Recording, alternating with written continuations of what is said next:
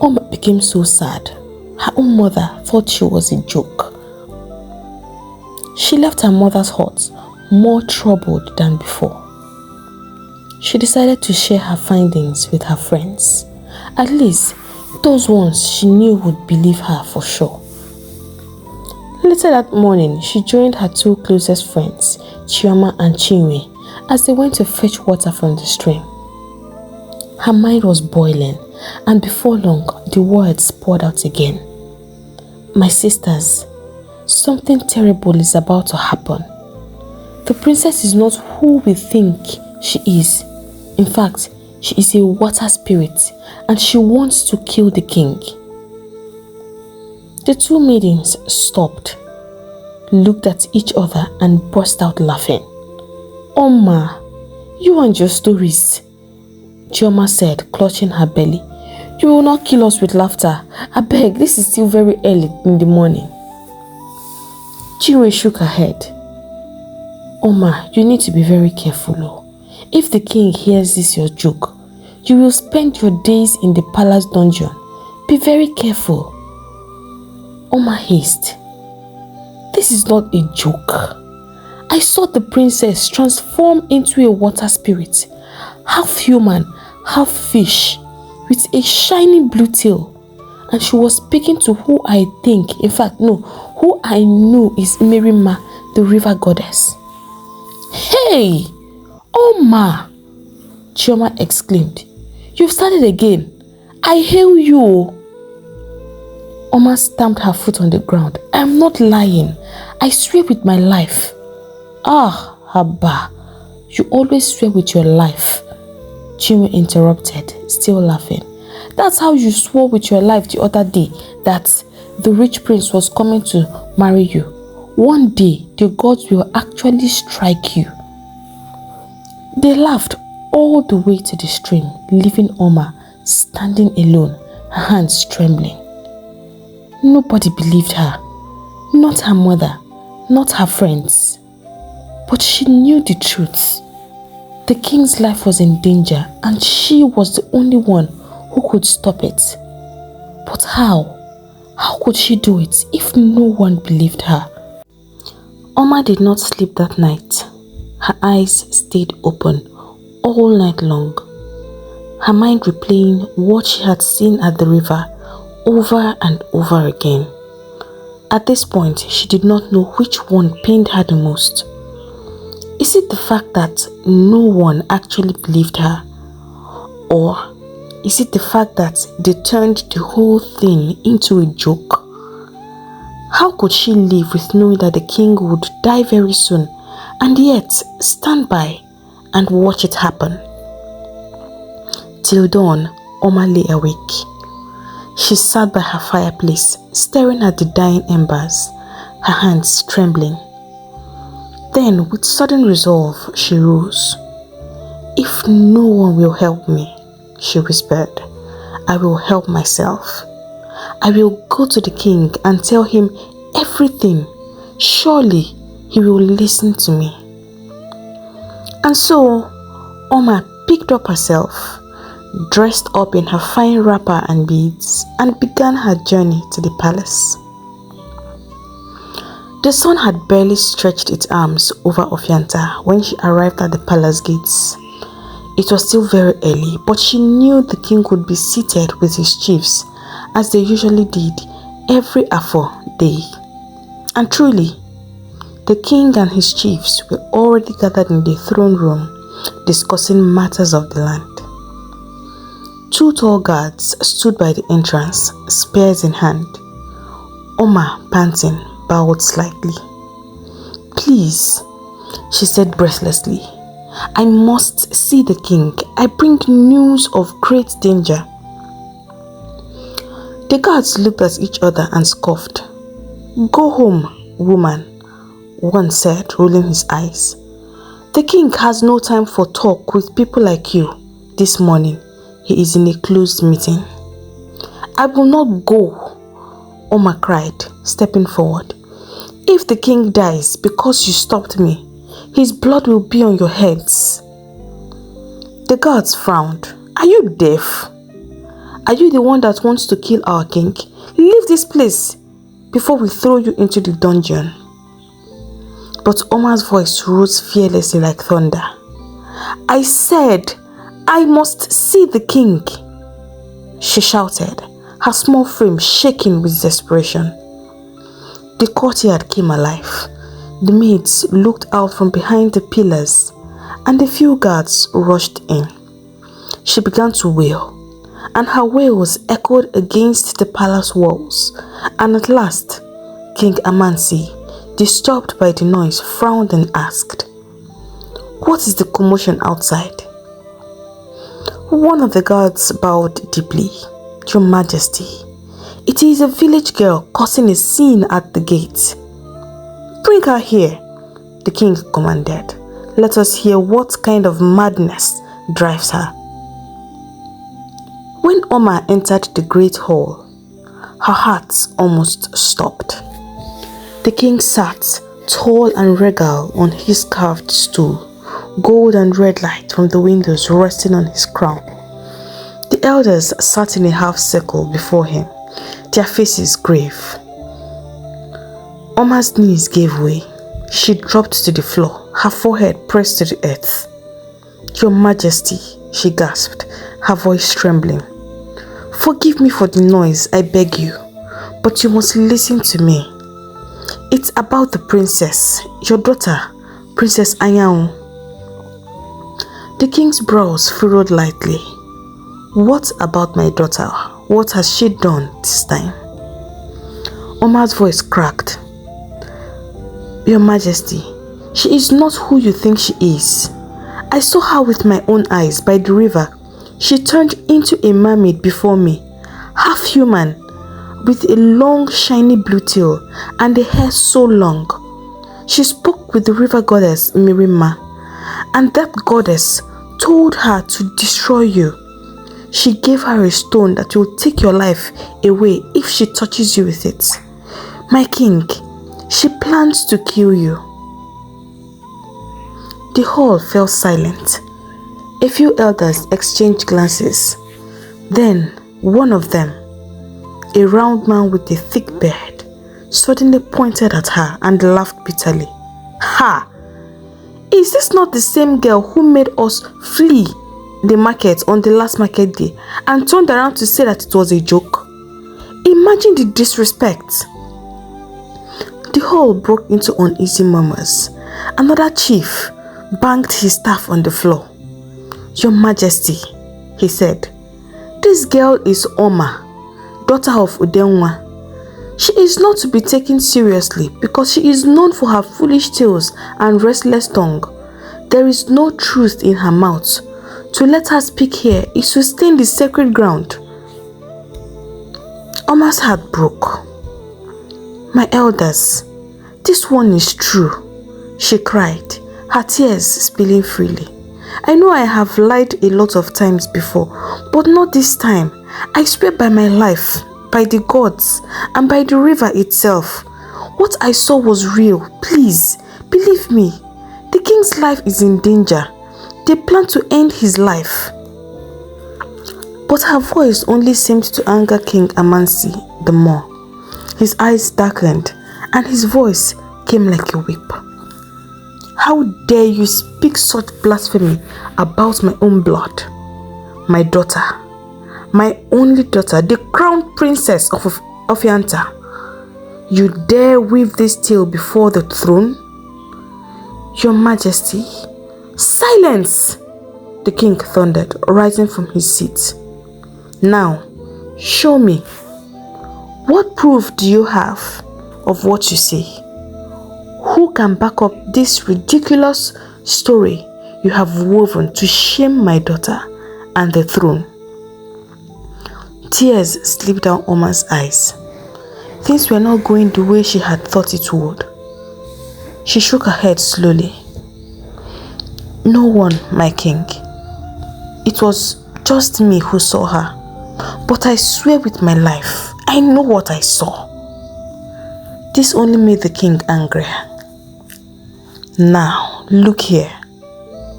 For coming into my palace to utter such nonsense, for bringing shame before my council and disrupting this gathering. You will pay dearly." He turned to his guards. "Take her away. Lock her in the dungeon until I say otherwise. Let her learn that lies have a price in Ofianta."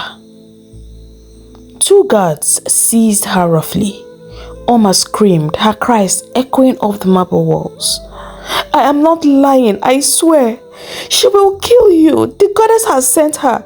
Please believe me before it's too late." But the king had already turned his face away. As they dragged her through the courtyard, the palace maids peeped and whispered. Some shook their heads in pity. Others laughed, saying, "Omma the liar has finally met her match." The guards pulled the screaming Omma outside the throne room, and in her mad attempt to free herself, she looked right and came eyeball to eyeball with none other than Princess Anyanwu for a split second, and she could swear that she had seen a wicked smile on Anyanwu's face. But then, Omma could not do anything, and so the guards continued to pull her past the sunlit corridors into the dark belly of the palace, where the air grew damp and cold, and the smell of rot filled her nose.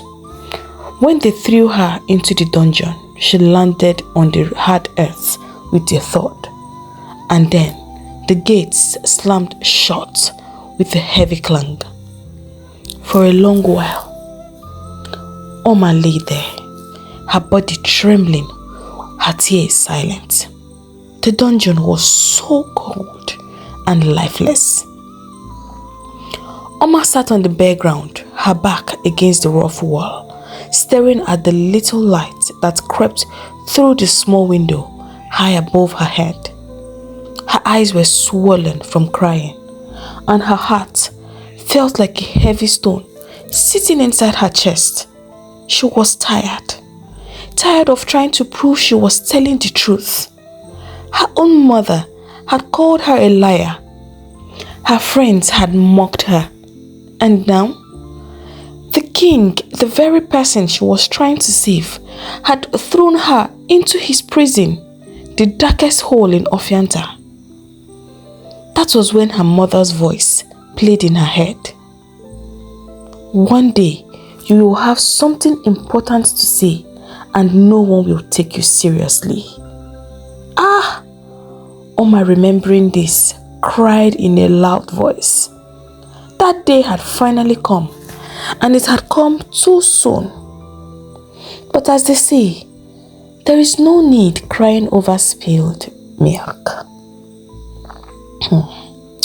Night fell. Omma was still locked up. No food, no water. No one had even come to see her. She hugged her knees and closed her eyes, trying to keep herself from falling apart. She had never felt so alone in her entire life. Then suddenly, she heard soft footsteps. Omma raised her head, and what she saw made her heart skip. It was Princess Anyanwu herself. The flame from the torch in the king's hand danced on her golden wrapper and cast shadows across her proud face. Her eyes gleamed coldly in the dim light. The same eyes that made people freeze and run in fear. The guard bowed and left.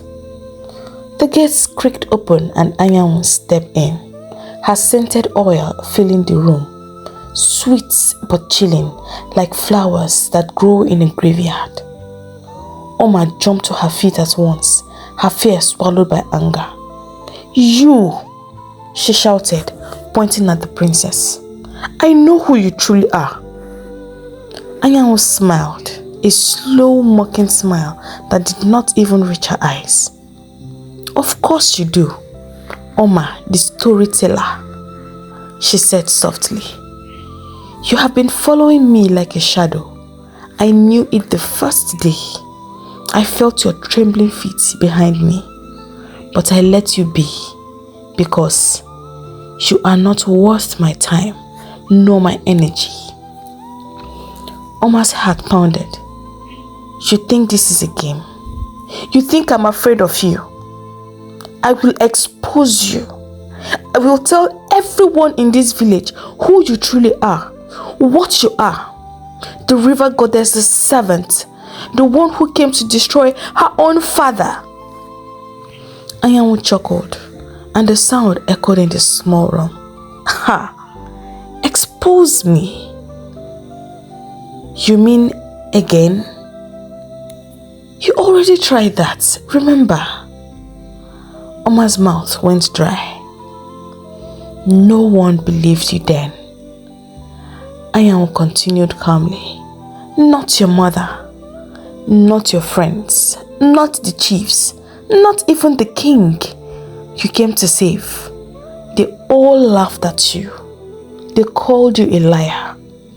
The same name you've carried since you were a child. Tell me, why will they believe you now? You cannot stop me, Omma. You cannot, and no one can stop me. Omma's lips trembled. She wanted to speak, but her throat tightened. Anyanwu walked closer until she stood right before her, her eyes shining like two dark rivers. You see, my dear Omma, she said softly, you have made this very easy for me. While you rot in this dungeon, I will finish what I came here to do. And by the time they realize the truth, it will be too late. May the gods punish you. Omma spat, her voice breaking with fury and fear. You will not succeed. You will not. Anyanwu leaned forward, her voice a whisper. The gods? She said with a smirk. But I am one of them. She turned and walked towards the gates, the torchlight still flickering. Omma's voice trembled behind her. Why are you doing this? What has the king done to you? Anyanwu stopped for a brief moment and looked back. There was a strange sadness in her eyes, just for a second, before her face turned cold again. Your king is not the man you all think he is. A man who kills his own brother to take his place is not worthy to be called a king, she said quietly. Omma shook her head in disbelief. Our king cannot do that. He is an upright man, an honorable man. Anyanwu laughed out loudly. Ha! Ha! Ha! You gullible mortals. Don't worry. Very soon, you will all know the truth. Leaving Omma more confused than before, she stepped out and the gates slammed shut. Omma sank to the ground, her heart pounding in her chest. Her tears flowed freely now, but this time not from fear, from anger, and from helplessness. She realized that something far bigger than what she could control was going to happen. Very early the next morning, as soon as the cock crowed and the palace drums sounded, the king sat proudly in his throne room, surrounded by two of his most trusted chiefs. The matters of the kingdom were being discussed, and laughter floated in the air as they drank and jested. Then, Princess Anyanwu walked in, graceful and calm as ever. Her smile was sweet and innocent.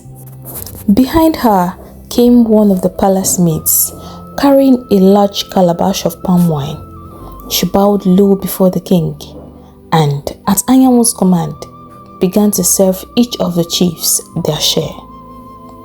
When it was the king's turn, Anyanwu herself stepped forward, held out the carved wooden cup with both hands, her eyes lowered in respect, her lips curved in a gentle smile.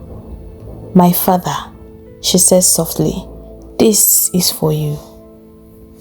The king took the cup, smiling back at her, and without a second thought, he gulped down the whole sweet palm wine.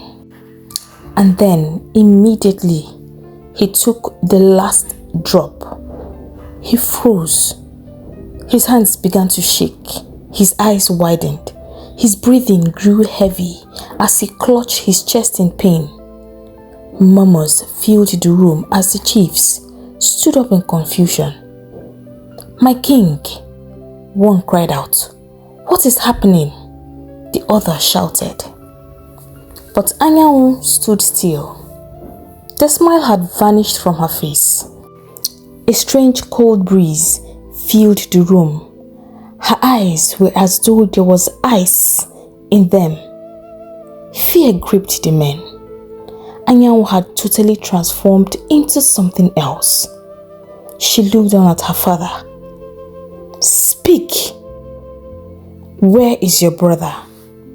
Tell everyone what happened to your brother," she commanded. Her voice was sharp and heavy. The king started screaming, wild, loud, started trembling. I'll speak, he cried. "I did it. I killed him. My mother and I killed Prince Dike and threw him into the water." A loud gasp ran through the throne room. The chiefs staggered backward in horror. By this time, the throne room was full. The queen had come running. The royal maids were all there. The guards, everyone watched with wide eyes as the king began to confess how he and his mother took his brother's life. He finished his confession eventually, but Anyanwu was not finished. She stepped forward, her movements slow. In her right hand glowed a small stone, black as night. She reached out and touched the king lightly on his forehead. And at once the king went stiff. His voice stopped. His body froze. He sat paralyzed on his throne, his eyes wide open but lifeless.